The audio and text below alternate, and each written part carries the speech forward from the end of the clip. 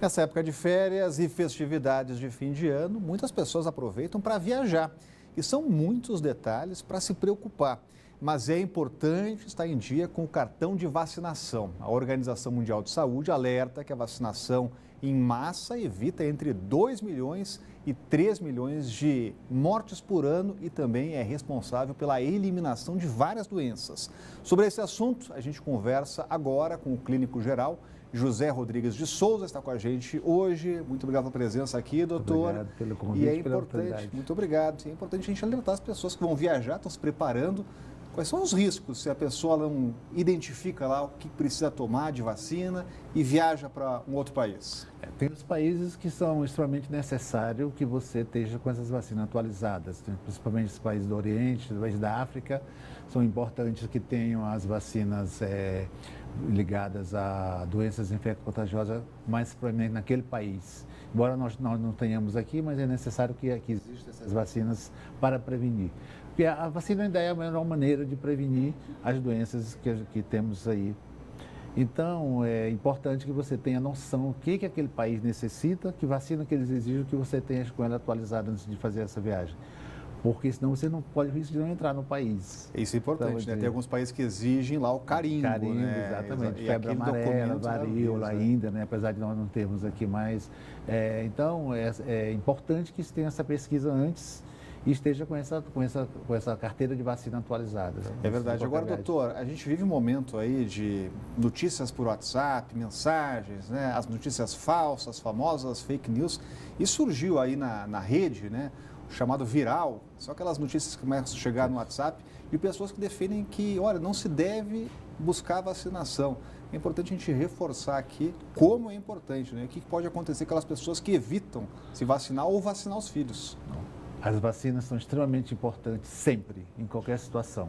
Tem algumas que têm efeitos colaterais e algumas contraindicações passageiras em relação à não vacinação.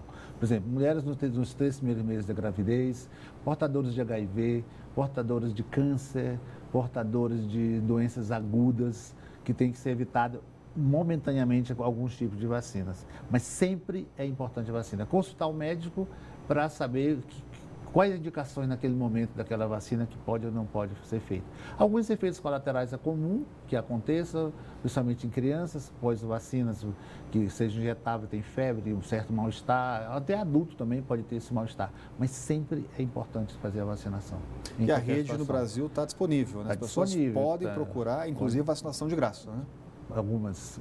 Outras na rede privada. Privada, por exemplo, tem algumas que não existem, né? Mas sempre procurar na rede privada. A rede pública tem as mais comuns, um pouco mais sofisticadas, que são mais caras, mais de acesso mais difícil, inclusive para o próprio governo adquiri-las, então é só na particular. Perfeito. Muito obrigado pela presença aqui no Band Cidade, doutor. Obrigado. E fico alerta para quem vai viajar. Olha, vamos falar do caso do médium João de Deus. O Ministério Público de Goiás e a Polícia Civil anunciaram uma força-tarefa para investigar as denúncias. As mulheres que relatam abuso sexual começam a ser ouvidas hoje. A gente volta a falar ao vivo com a Renata Dourado e é um caso, inclusive, de grande repercussão, né, Renata? Sim, Rodrigo, porque ele é conhecido mundialmente, né? Pessoas de vários países vêm aqui para ter esse contato com ele, então há uma repercussão muito forte. Já foram recebidas cerca de 200 denúncias de mulheres de várias partes do país.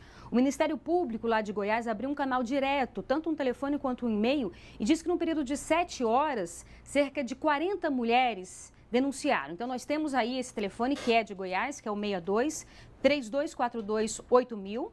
A pessoa pode ligar e fazer essa denúncia. Tem também um e-mail que eles disponibilizaram exclusivamente também para receber essas denúncias, que é denúncias@mpgo.mp.br. Então, é muito importante que essas mulheres que se dizem vítimas, que sofreram algum abuso, possam fazer essa denúncia. Então, esse momento agora, essa força-tarefa está recebendo essas denúncias, agendando com essas mulheres para que elas possam ir pessoalmente prestar depoimentos, ainda que não sejam em Goiás, mas em outros locais também do país, esses depoimentos podem ser prestados e a partir daí vai realmente abrir um inquérito diante de todas essas informações e o médium vai ser intimado para prestar depoimento. Há uma informação de que ele poderia ir hoje à delegacia prestar depoimento.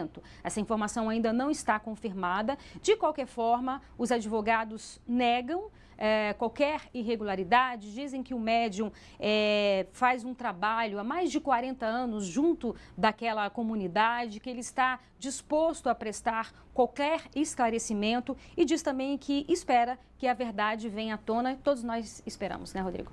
Obrigado, Renata, Cláudio Humberto. E agora a gente acompanha aí as investigações. Pois é, eu estava aqui me lembrando, né, de aquelas pessoas que estão em tratamento. Há pessoas que acreditam na capacidade do médium de curar, né? E elas se submetem a tratamento, ele prescreve algumas coisas, as pessoas ficam voltando lá à Abadiânia para dar seguimento àquilo. O João de Deus, ele cumpre um papel importante de manter acesa ou manter viva a esperança de muita gente que se desespera diante da doença. É uma lástima que alguém assim, que envolva tantas esperanças, tantas expectativas positivas das pessoas, que tenha mobilizado tantas pessoas que voluntariamente o ajudam na tarefa de receber milhares de pessoas que chegam de todo o Brasil, de todo o mundo.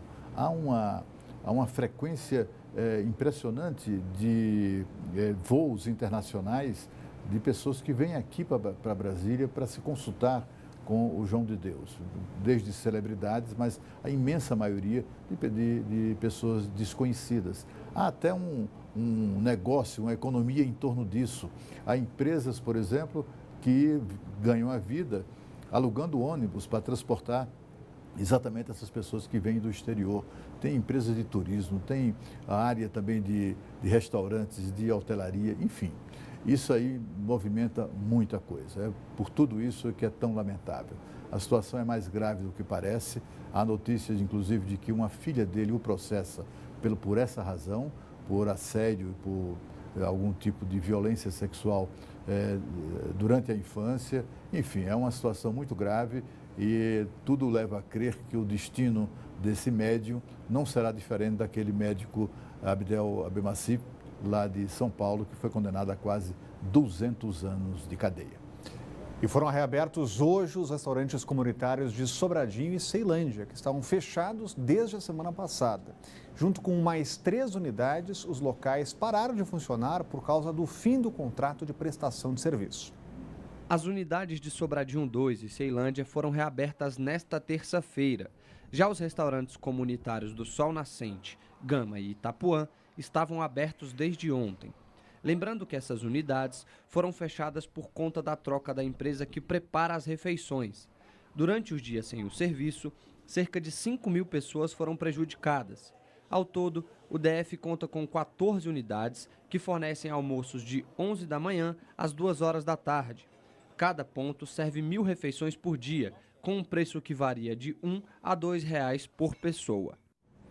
Um local criado há 2 anos para dar protagonismo a negros, mulheres e LGBTs se tornou referência para a cultura de Ceilândia. É a Casa IP. Semanalmente, a residência é palco de poetas, músicos e artistas plásticos e cênicos. E até vizinhos que antes viam o movimento da casa com preconceito, hoje são frequentadores. Uma casa que busca não só dar espaço para artistas, como também ganhar lugar entre os vizinhos da QNN 23 de Ceilândia Norte. A Casa IP funciona há 2 anos nesse endereço com intensa atividade cultural. A Casa IP tornou-se um espaço em que as subjetividades poderiam existir sem represália, sem repressão e quebrando todas as lógicas e subvertendo os sistemas de burocratização de acesso a lazer, a cultura, a arte, a informação e também se tornou um espaço de cor política, onde há debates, há articulações. A mudança provocada por esse coletivo não afetou apenas quem entra pelo portão para participar de debates, mas também os vizinhos, que aos poucos foram se acostumando com a presença deles, como foi o caso da Marlene. No início, ela evitava o local. Hoje vê a Casa IP como uma extensão da própria família. É uma relação assim, família mesmo. Em qualquer momento que eu precisar de alguma delas, elas estão prontas para me servir. A qualquer momento que elas precisarem de mim, é a mesma coisa. É muito bonito, assim, essa relação da gente, essa troca de afetos. A família que há 3 meses ganhou a Luana como membro.